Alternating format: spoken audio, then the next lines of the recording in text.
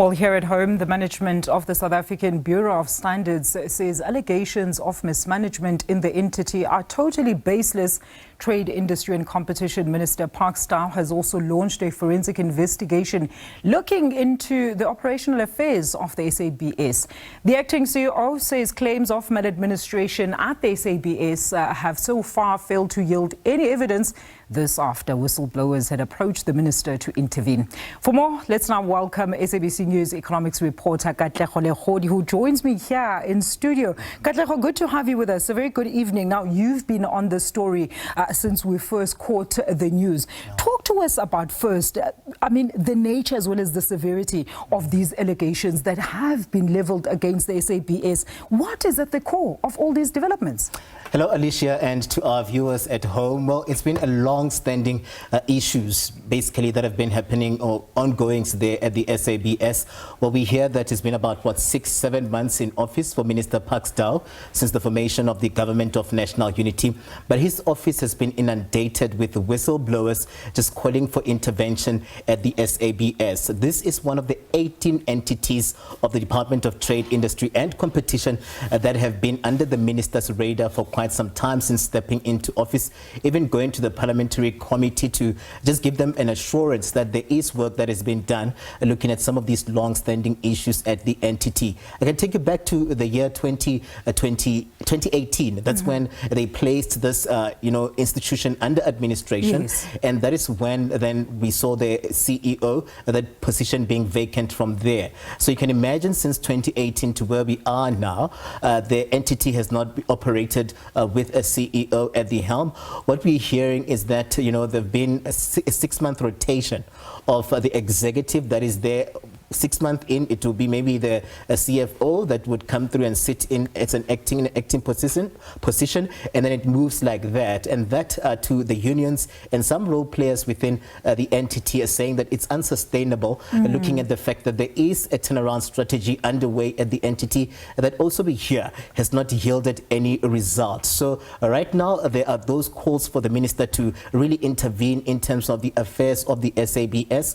We hear of issues, Alicia, of maladministration, others alleging issues of corruption, and we hear as well that there are irregular appointments that are happening there, the intimidation of staff, some of them that are trying to seek for answers there. Last year we were on the ground with members of the National Education, Health and Allied Workers Union, NEHAU. They're a majority union there, and last year just basically them taking us into confidence in terms of the labor issues that are there on the ground.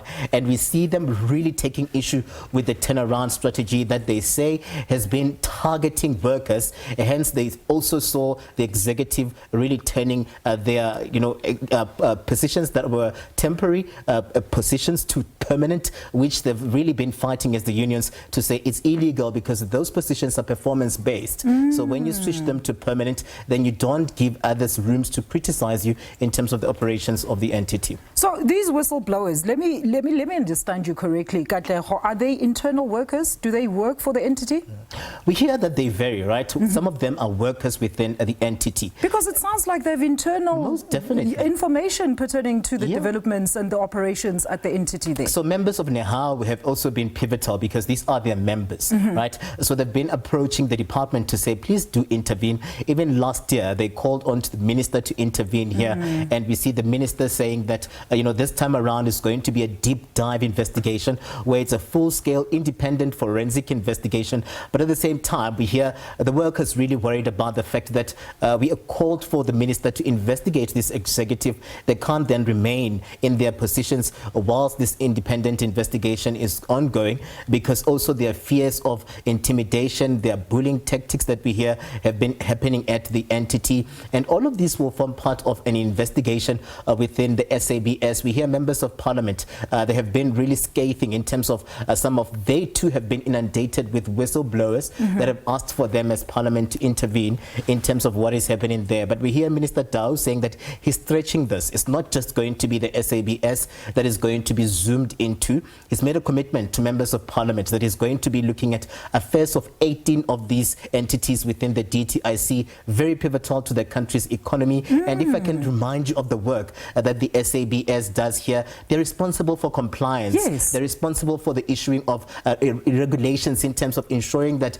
some of these products that go out into the markets are certified. So it's quality control, quality assurance, really pivotal in terms of how we move, looking at what has been happening with the issues of the spaza shops and the food and the compliance there. You can imagine that this entity, for it to work, there's a need then to be all hands on deck. And the minister is going to be giving regular updates to members of parliament in terms of what is being done there. But we see him saying that this is going to be an independent investigation, and he really wants to get to the bottom of what has been happening there so that he's able to turn around these entities for the country's economy, important for imports, important for exports, and also the credibility of the products that are coming from South Africa into various of these shores. And that's exactly what I was going to discuss with you, but we're out of time, Katlego, because one would have to wonder now how this will impact our exports and locally produced goods as well. So hopefully when the minister gives that scope of what the investigation is going to cover, we're going to get some, references